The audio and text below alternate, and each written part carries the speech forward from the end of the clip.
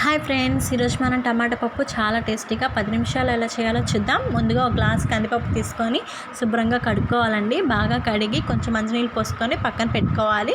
వీటిలోకి మనం టమాటాలు, పచ్చిమిర్చి, ఉల్లిపాయలు వేసుకోవాలి. కాబట్టి వాటిని కూడా శుభ్రంగా కడిగి చిన్న చిన్న ముక్కలుగా కట్ చేసుకోవాలండి.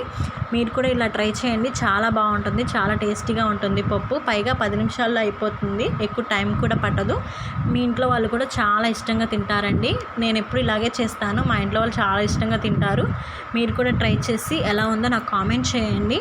ఎందుకంటే నా పప్పు మీకు కూడా నచ్చిందా లేదా అనేది నాకు తెలుస్తుంది కదా, అందుకే కామెంట్ చేయండి. పైగా నా వీడియోస్ మీకు యూజ్ అవుతున్నాయో లేదో తెలుసుకోవాలి కదా, అందుకే. ఇవన్నీ కట్ చేసుకున్నాక మనం ముందుగా కడిగి పెట్టుకున్న కందిపప్పు బౌల్లో ఇవన్నీ వేసుకోవాలండి. ఇవన్నీ వేసేసుకొని వీటితో పాటు చిటికెడు పసుపు, కొంచెం కారం, కొంచెం చింతపండు వేసుకోండి. చింతపండు మరీ ఎక్కువగా వేసుకోకండి, ఎందుకంటే పుల్లగా ఉంటుంది. 2 రెబ్బలు వేసుకుంటే చాలు. దీన్ని మనం సట్టిలో వేసుకుంటే పప్పు లేట్గా ఉడుకుతుంది, అంత టేస్ట్గా కూడా అనిపించదు, మెత్తగా అవ్వదు. అదే ఇలా కుక్కర్లో వేసుకుంటే చక్కగా తొందరగా అయిపోతుంది. 3 విజిల్స్ వస్తే సరిపోతుంది, ఎక్కువ టైం కూడా పట్టదు. పైగా మెత్తగా కూడా అయిపోతుందండి. 3 విజిల్స్ వచ్చినాక మూత తీసి చూడండి, చక్కగా మెత్తగా ఉడికి ఉంటుంది. తీసి దీంట్లో తగినంత ఉప్పు వేసి మెత్తగా మెదుపుకోవాలండి.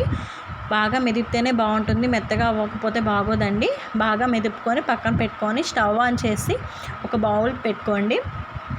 బౌల్లో కొంచెం ఆయిల్ వేసుకొని, ఆయిల్ హీట్ అయినాక తిరగమాత గింజలు, కొంచెం జీలకర్ర వేసుకోండి.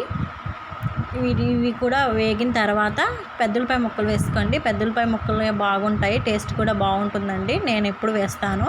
పెద్దలపాయ ముక్కలు కూడా వేగిన తర్వాత కొంచెం కరివేపాకు వేసుకోండి. కరివేపాకుతో పాటు ఉంటే 2 చిన్నులపాయ రవ్వలు వేసుకోండి. చిన్నులపాయ రవ్వ వాసన కూడా చాలా బాగుంటుందండి.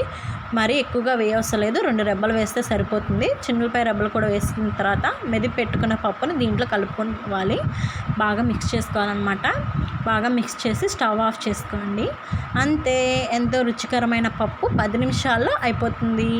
Please subscribe my channel.